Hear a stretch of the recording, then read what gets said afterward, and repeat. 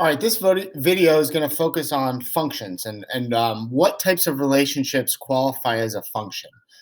We've been using the vending machine as our analogy for a function.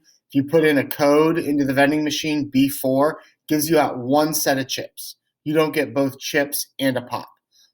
Functions can be represented as mappings, ordered pairs, equations, tables, graphs.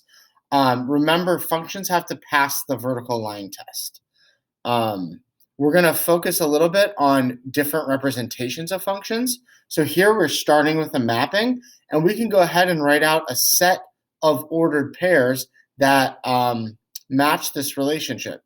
So each arrow is an ordered pair. So I can write down 4, 3, 4, 5, and then finally 9, 8. So you can take a mapping and change it into a set of ordered pairs that could go on a graph.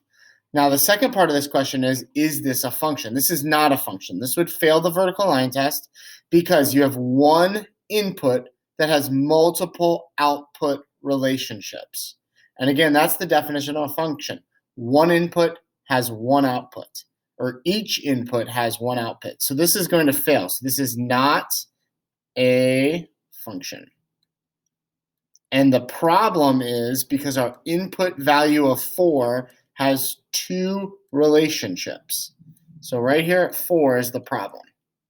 All right, now I might ask you to make a mapping from a table.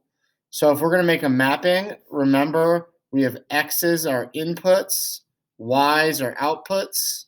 So we're going to have a circle or a little oval for our inputs and one for our outputs. We never want to repeat a number in either of these circles. So as I'm looking here at my input column, I notice the distinct numbers are 5, 10, and 15.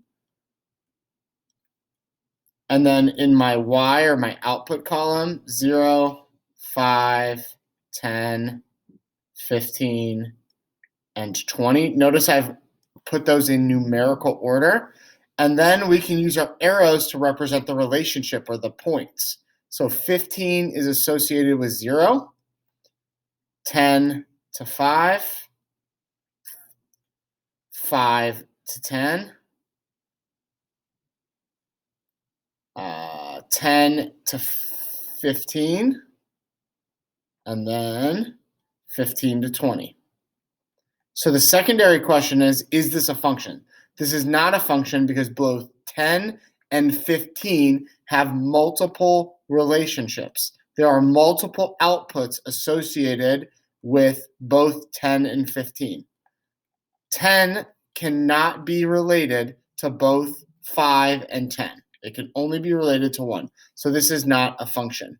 The next thing we're going to do is we're going to look at graphs of functions, and we're going to kind of pick out some attributes of those. These are kind of some vocabulary words we've been using: discrete or continuous, linear or nonlinear, increasing, decreasing, both or neither, and function or not a function. So this graph here is discrete. Discrete just means a set of points. Secondly, this is nonlinear. It doesn't form a line. Okay, there's a little piece of it that looks linear, but the entire relationship altogether does not form one line, so therefore it's not linear. This one is neither increasing or decreasing. There's not really a pattern going on here. There's no overall kind of trend here. It kind of is increasing here, but these two kind of throw that off, and then it does fail the vertical line test. Okay, so if I circle here at 4, we've got 2 points vertical of each other. So this is not a function.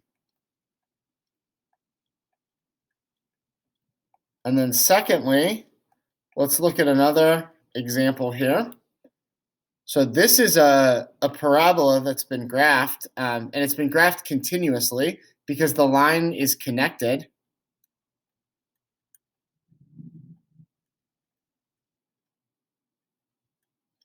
Secondly, it is not a line. This is nonlinear. This is a parabola.